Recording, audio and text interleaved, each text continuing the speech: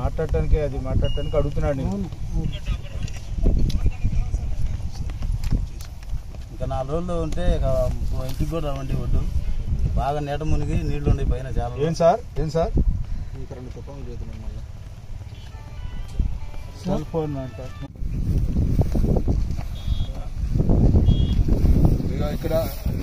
ఇక్కడంతా రైతులు ఉన్నారు సార్. ఒకసారి మీరు మాట్లాడండి సార్.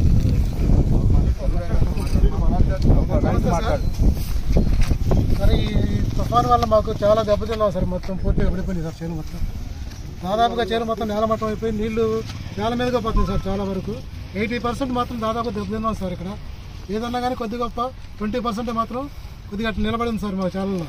మిగతాది మొత్తం చాలా దెబ్బతినిపోయింది సార్ పూర్తిగా. ఈ వారంలోపు ఆ నీళ్ళు కూడా పోకపోతే పూర్తిగా దెబ్బతింటాం సార్ మేము.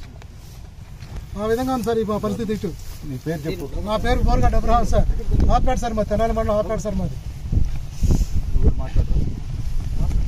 Borugadda Abraham sir. Borugadda Abraham sir నా పేరు.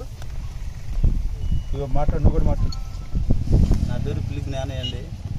పొలం అంతా బాగా పడిపోయింది.